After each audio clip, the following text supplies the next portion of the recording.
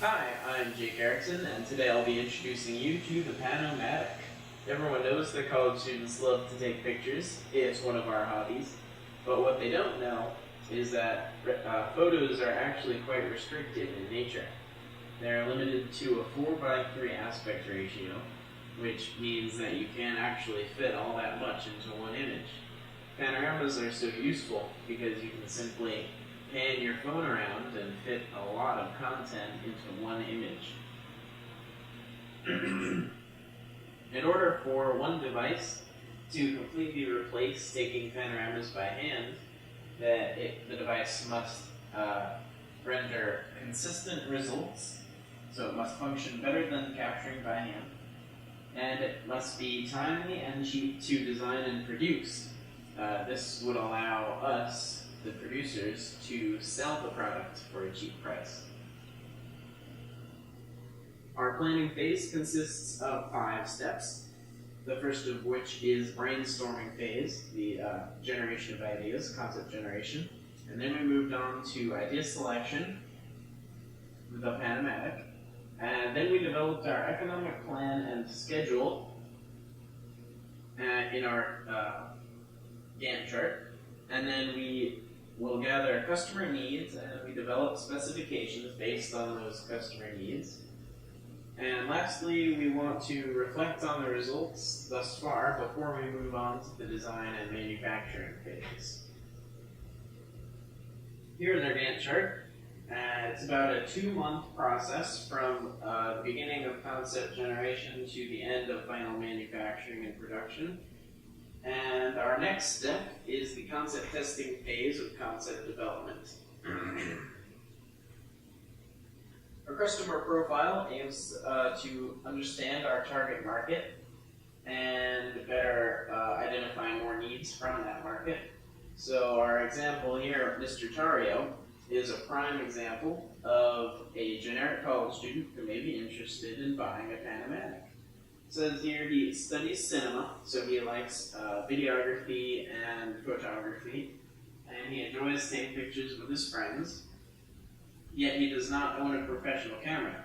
This is exactly who we cater to because he must use his cell phone to do photography.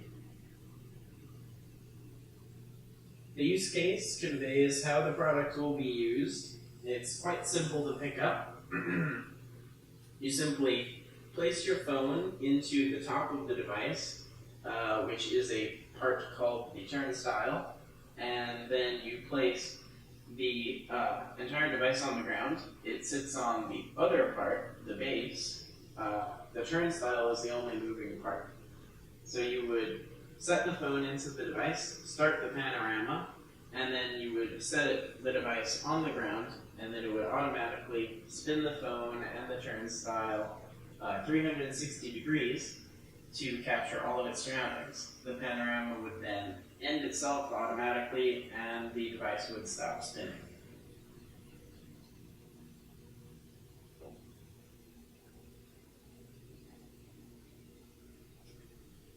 We interviewed potential customers and actual people to see what they would want in a product such as this by asking them questions such as, where do you use panoramas most?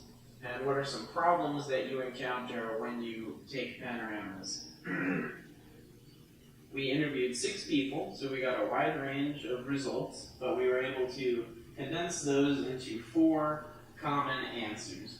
They use panoramas on hikes and in nature, as well as at sporting events such as football games.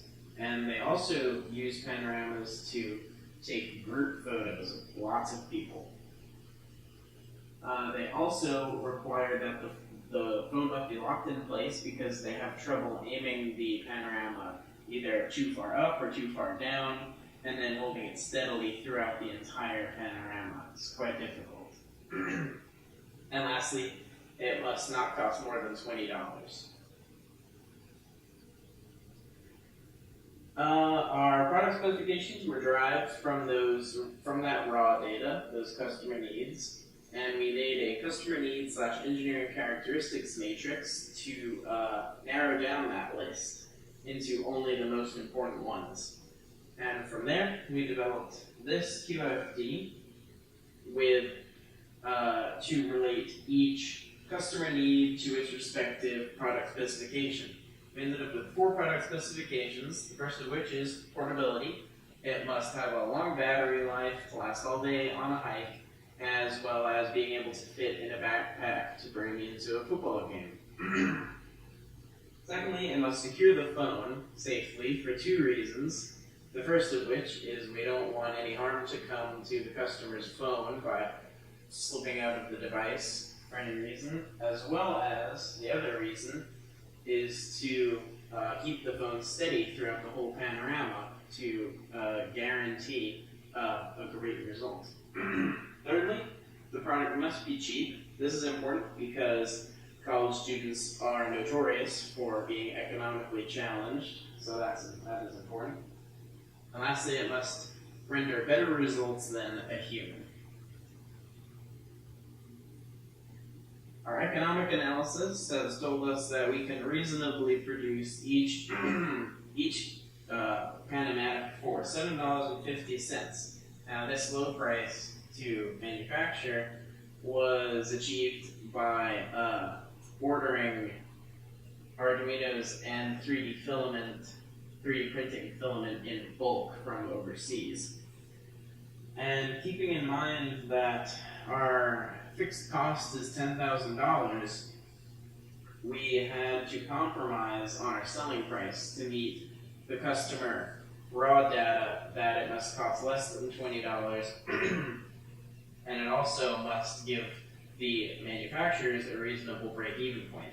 So we elected to set the selling price at $15, which is well under the $20 required, and it also nets us a reasonable break-even point of 289 units sold per year. So in summary, our product goals were initially that it must be cheap and provide consistent results.